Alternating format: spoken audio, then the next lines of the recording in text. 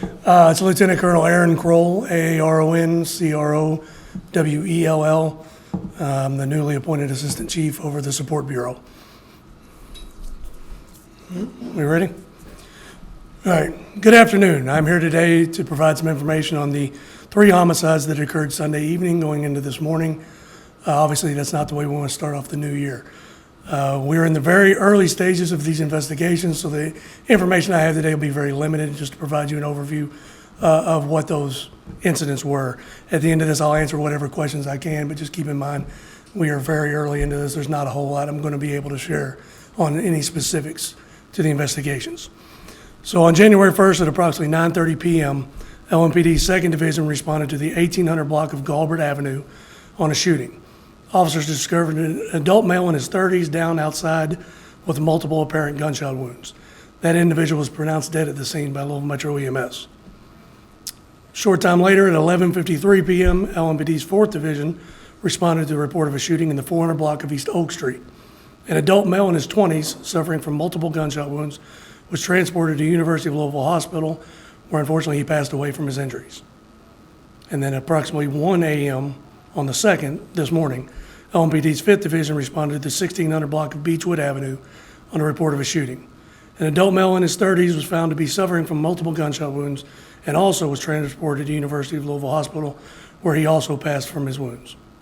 The homicide unit is actively investigating all 3 of these incidents and asks for anyone with information to contact LMPD or to utilize the anonymous tip line at 574-LMPD. Any information that you may have, no matter how small, could be vital to our investigations. At this time, it does not appear that any of these cases are related or part of a larger trend.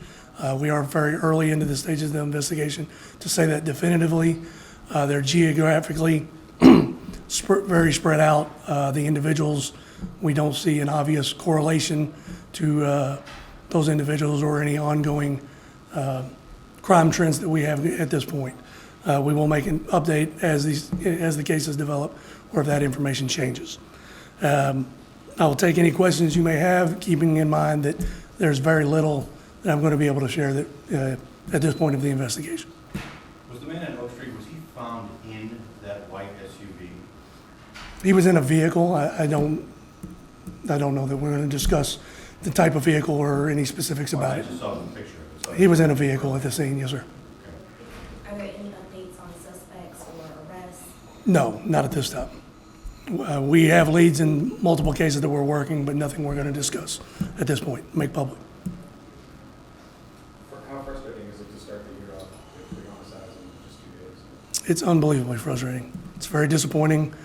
I think in a lot of ways we have made really good progress over the last year, but obviously we have a long way to go. And, anytime you have that kind of, senseless violence right on top of each other over and over and over, it's difficult for everybody. The officers that respond to these scenes, the investigators that work these cases, and of course the public who don't feel safe in their own community. So obviously it's a difficult situation. We need the public's help to fix this. We're not going to do it by ourselves. We've been saying that for a long time, and we obviously can do a better job in every aspect of our policing initiatives. But this is something like the mayor spoke about earlier today. It's going to require everyone to get involved. Do you know what your clearance rate was for last year, 2022? It was right at 50% the last I saw. I know it may have changed there in the last week of the year, and I haven't seen the updated, but we're somewhere in that 48 to 50% range, which is well above the national average, and it's historically well above where we've been in the past. For the ones that aren't cleared, do they have similar circumstances like these 3 homicides where there's no suspects, and it doesn't sound like you really have leads? And that's something, the media says that a lot, that we don't have leads or we don't have any information. That's not always the case. We have to be very sensitive about what we release. So if I'm not saying that we don't, have specific information that we're sharing, that doesn't mean we don't have anything to work with. So, in a lot of those cases, there are things there. And unfortunately, in a lot of those cases, we have a pretty good idea who did it, but we got to prove it. And it's got to be able to stand up to, a great deal of scrutiny, as it should, in a courtroom. So, there are a lot of cases that I think one little thing here or there goes the right way, those cases get solved. But that's the job, is to constantly revisit those cases, to look for any opportunities to close those cases, and we'll continue to commit to do that. That is it. Are you able to share the exact address of the Beechwood? No, we don't give out exact numbers.